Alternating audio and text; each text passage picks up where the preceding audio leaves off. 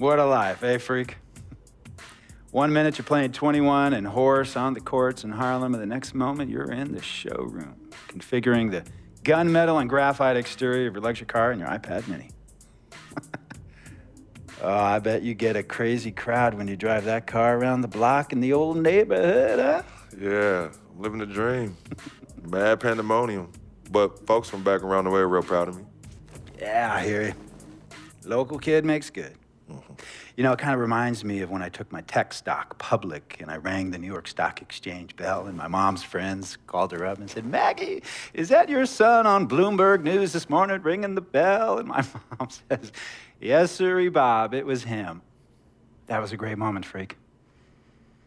And you know, our lives are like a pearl necklace of great moments, all strung together with the finest silk thread of memories. And we have to be very careful how we cultivate those pearls and we thread that necklace. Does this meeting by any chance have to do with Vic Van Lier? I grew up in the burbs, freak. I wasn't poor, upper middle class, comfortable. My daddy worked as an accountant for one of the largest insurance firms in the country. Smart with his money. Mom didn't have to work. I went to boarding school. And my dad died of a heart attack when I was a freshman at MIT. I was a movie geek, wanted to be a civil engineer, but I made my fortune by becoming a hybrid of both those interests. My dad didn't want me to be an accountant. Oh, listen to this. My best friend was a guy named Isidore. Yeah, we called him Izzy. He was one of the smartest human beings I have ever met in my life. I mean, Izzy was taking second-year college calculus courses as a high school sophomore, right? Straight-A student, full ride to MIT. Izzy had the world at his fingertips. But he was always looking for trouble, and trouble found him. He ran with the wrong crowd. And when we got to MIT, he got this great job working for a financial consulting firm in Boston. But every weekend, he would fly to Vegas. You see, Izzy had a system for counting cards in Vegas that had the big casinos on the Strip. Oh, stymied. He would come back to MIT with suitcases filled with $200,000 in cold cash. What? Yeah. So your man Izzy was getting hit off like that? Like a fat rat in a cheddar cheese factory, freak. Okay, so what happened to this dude Izzy, because he's dope? No, not dope. Dead. After he'd been missing for 3 weeks, the Nevada State Police never found hide nor hair of Isidore.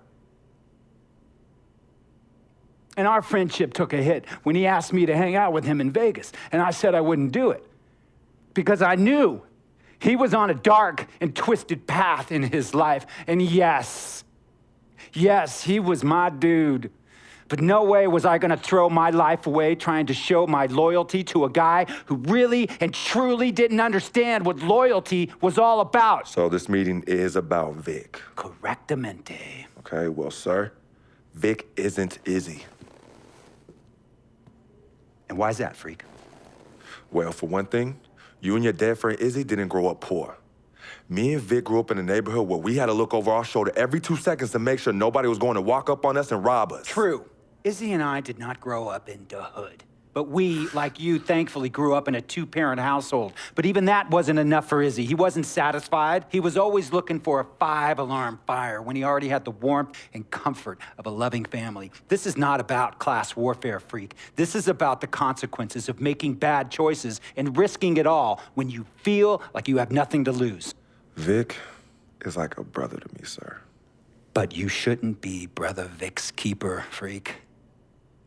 Would a brother go looking for trouble and put your career and your livelihood at risk by getting into fights at nightclubs and seedy after-hour joints and then scream to the media, "Yeah, it's all good, I'm an FOF, friendo freak. It's all misunderstanding. Y'all be haters, don't hate my game." I don't think a brother would do that to someone they really cared about, but a guy who looked at you like a meal ticket would. No. So you don't understand Vic. Really? I don't understand. No.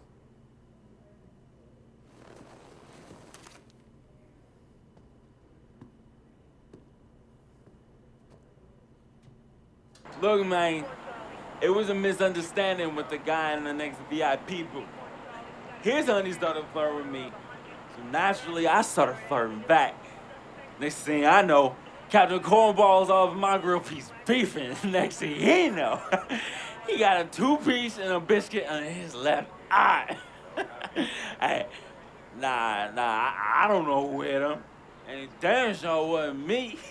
Hey, Captain Cornball's mad because I'm an FOF, friend of freak. Hey, but check this out though. He needs to train that hottie before he leave the house though. Yo, he's hotties ain't loyal, man. What's there to understand? Are you freaking blind? You know, I just want to know, how much did you pay your lawyers to make all this go away? Almost 100,000.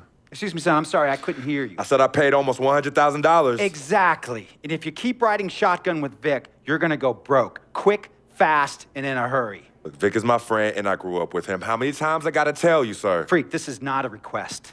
I am not asking you to do this. I am telling you to do this. And the first order of business is that Mr. Vic Van Lier is banned from traveling with you on the road. Vic is banned from the locker room. And Vic is banned from this arena. And if I catch this guy, Vic, in or anywhere near the facilities, Mr. Vic Van Lier will be arrested for trespassing. Are you serious, sir? Brother, I'm as serious as cancer. We all know that can be deadly.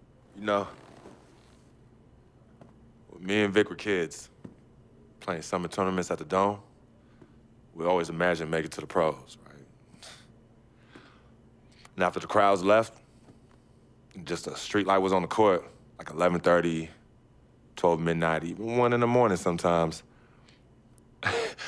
We used to practice player introductions, running on the court, giving dap, high-fiving the teammates. Vic, he would act as an announcer. You know, he would introduce me, announce my name on the loudspeaker, and the Jumbotron would flash my image like a little guy dressed in long shorts and a jersey. And now, fresh off his 3-game, 62-point scoring streak, the youngest player to ever do so in NBA history, Frequency Vibrations.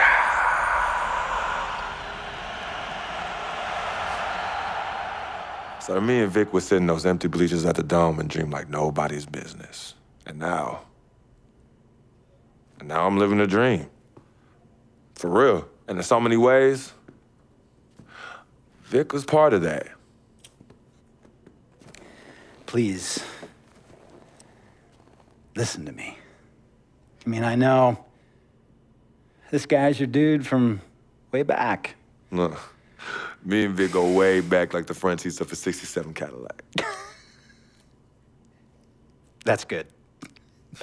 We go way back. Did you say front seats? Front seats of a 67 Cadillac. We go way back like the front seats of a 67 Cadillac.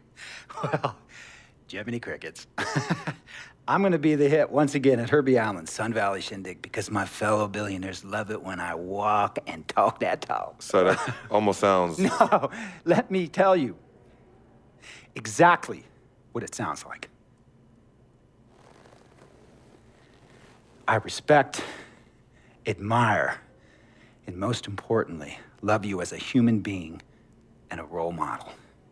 But I pay you a lot. And I mean, I pay you a lot of money to play for my team. And I am in this game to win it. And you can't win it with an albatross around your neck like Vic. So Vic is done. History. And here's some more lingo that I picked up from a former megastar who used to play for me several seasons ago. Thought I would never release him until I did. And now he's the 6th man on a struggling team in Venice. And yeah, I'm talking Venice with the canals and the gondolas and Harry's Bar, not the street ballers next to the fortune tellers on the beach in Cali. This guy used to tell me when he thought there was a player destroying our team, don't be a hero, cut that zero. And that is what I am telling you about Vic, freak. Don't be a hero, cut that zero. The only thing Vic brings into your life is headache. and unwanted and unnecessary negative attention, and it will begin to affect your mindset. And when it affects your mindset, it's gonna affect your play. And when it affects your play, it's gonna affect my team. And when it affects my team, it's gonna affect my money. And if it affects my money, Google Translate will become your new freaking friend. I want a championship ring, freak, and I want you to help me get that ring. And banners after banners hanging from the rafters in this arena. So, freak, hear me clearly and hear me good. V, G, Vic, gotta go!